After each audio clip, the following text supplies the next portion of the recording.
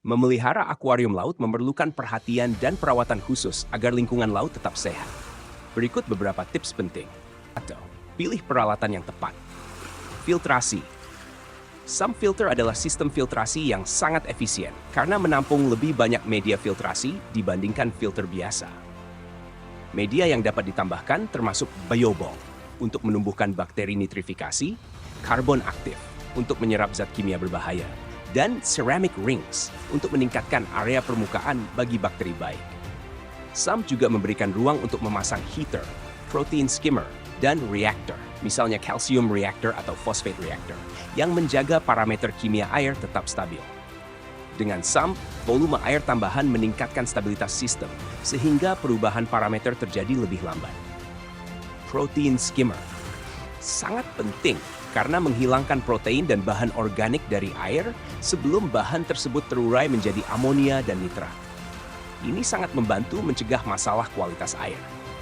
Pastikan memilih skimmer yang kapasitasnya sedikit lebih besar dari volume akuarium Anda, karena ini membantu mengantisipasi peningkatan beban biologis saat Anda menambahkan lebih banyak ikan atau karang.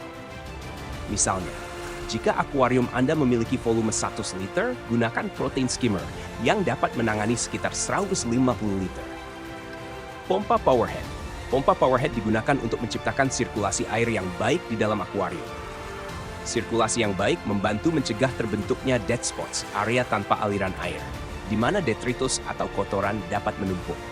Sirkulasi juga penting untuk menyebarkan oksigen dan nutrisi ke seluruh bagian akuarium, termasuk area di antara karang. Pompa harus memiliki kapasitas 5 hingga 10 kali volume air akuarium per jam.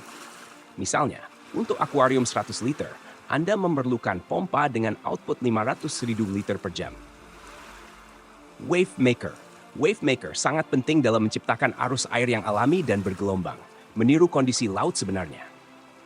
Aliran bergelombang dari wave maker membantu biota laut seperti karang mendapatkan nutrisi dari air dan mencegah penumpukan kotoran. Ini juga membantu meningkatkan oksigenasi air. Wave maker harus diposisikan strategis agar menghasilkan arus yang bervariasi di seluruh akuarium. Pencahayaan LED.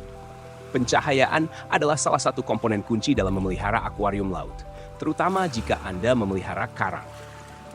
Karang memiliki alga simbiotik bernama Zooxanthellae yang hidup di dalam jaringannya. Alga ini melakukan fotosintesis untuk menghasilkan energi yang digunakan oleh karang. Untuk mendukung fotosintesis ini, pencahayaan yang baik dengan spektrum biru sangat penting. Spektrum biru wavelength 450-400 mm memungkinkan penetrasi yang lebih dalam ke dalam air, yang mendukung fotosintesis alga Zooxanthellae dan meningkatkan pertumbuhan serta pewarnaan karang. Pencahayaan LED khusus akuarium laut juga biasanya mencakup campuran spektrum UV, putih, dan merah untuk keseimbangan spektrum penuh, namun spektrum biru tetap dominan. Pencahayaan harus disesuaikan dengan kebutuhan karang. Karang lunak seperti zoanthids dan leather coral membutuhkan pencahayaan yang lebih rendah. Sementara karang keras seperti SPS small polyp stony dan LPS large polyp stony membutuhkan pencahayaan yang lebih kuat. Intensitas cahaya dapat diukur menggunakan perangkat yang disebut parameter, photosynthetically active radiation, dan karang keras biasanya membutuhkan nilai PR di kisaran 200-400 mmol per meter grasimeters. 2. Gunakan air laut berkualitas. Garam sintetik. Garam sintetis lebih direkomendasikan daripada air laut asli karena memiliki komposisi kimia yang lebih konsisten dan terjamin kebersihannya. Produsen garam sintetis seringkali menambahkan elemen jejak seperti kalsium, magnesium, strontium, dan iodin yang penting untuk pertumbuhan karang dan biota lainnya. Selain itu, penggunaan garam sintetis memungkinkan Anda untuk menyesuaikan kadar salinitas dan mineral secara lebih presisi. Salinitas. Salinitas yang ideal untuk akuarium air laut berkisar antara 1,020 hingga 1,26 specific gravity, atau antara 30 hingga 35 pp, parts per thousand. Kisaran ini meniru kondisi alami lautan dan sangat penting untuk kesehatan ikan, karang, dan biota laut lainnya. Perubahan drastis dalam salinitas dapat menyebabkan stres pada organisme laut. Gunakan refraktometer atau hydrometer untuk mengukur salinitas secara akurat dan jaga agar tetap stabil. 3. Cek parameter air secara rutin. Fosfat, PO mat, dan nitrat, NO3. Fosfat dan nitrat adalah nutrisi yang dapat memicu pertumbuhan alga jika kadarnya terlalu tinggi. Fosfat yang terlalu tinggi juga dapat mengganggu penyerapan kalsium oleh karang, menghambat pertumbuhannya. Idealnya, fosfat harus di bawah 0,03 ppm dan nitrat harus berada di bawah 10 ppm. Anda dapat menggunakan reaktor fosfat atau media filter khusus untuk menjaga kadar fosfat tetap rendah. Kalsium, magnesium, dan alkalinitas. Ketiga elemen ini saling terkait dan sangat penting bagi kesehatan karang serta organisme bercangkang. Kalsium Ca dibutuhkan karang untuk membangun kerangka kapur. Kadar ideal kalsium adalah 440 ppm. Magnesium. Magnesium membantu menjaga keseimbangan antara kalsium dan alkalinitas. Tanpa magnesium yang cukup, kalsium dapat mengendap terlalu cepat dan tidak tersedia bagi karang. Kadar ideal magnesium adalah 150 ppm. Alkalinitas C. Alkalinitas adalah ukuran kapasitas air untuk menetralkan asam dan penting untuk menjaga stabilitas pH. Alkalinitas ideal berada di antara 12 dekal. Alkalinitas yang rendah dapat menyebabkan fluktuasi pH yang berbahaya bagi biota laut. 4. Siklus nitrogen. Siklus nitrogen, akuarium laut harus melalui proses siklus nitrogen sebelum biota laut ditambahkan. Ini dimulai dengan penguraian amonia menjadi nitrit O2 dan akhirnya menjadi nitrat NO3 oleh bakteri nitrifikasi. Proses ini penting untuk menghilangkan zat-zat beracun dari air.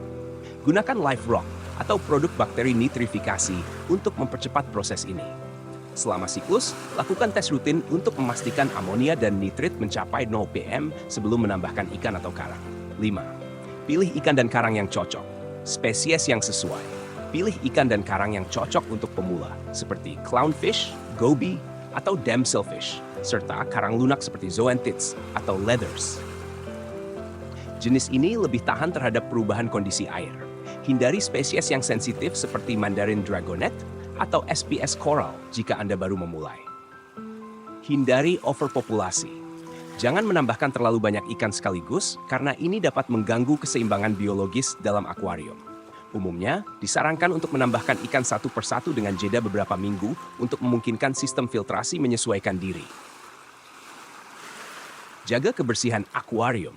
Gunakan sifon untuk membersihkan substrat pasir atau batuan hidup dari sisa makanan dan kotoran. Penumpukan detritus dapat menyebabkan peningkatan kadar amonia dan nitrit. Kontrol alga. Jaga parameter fosfat dan nitrat tetap rendah untuk mencegah pertumbuhan alga berlebihan. Anda juga dapat menambahkan hewan pemakan alga seperti siput turbo, hermit crab, atau tang untuk membantu membersihkan alga secara alami. 7. Perawatan rutin. Pergantian air. Lakukan pergantian air sebanyak 10-20% setiap 2-4 minggu untuk menjaga kualitas air dan mengisi kembali elemen jejak yang hilang. Selalu gunakan air dengan salinitas yang sama untuk pergantian agar menghindari perubahan drastis pada lingkungan akuarium. Cek kualitas air. Setelah setiap pergantian air, lakukan pengujian pada salinitas, pH, kalsium, magnesium, alkalinit, fosfat, dan nitrat. If it defines the environmental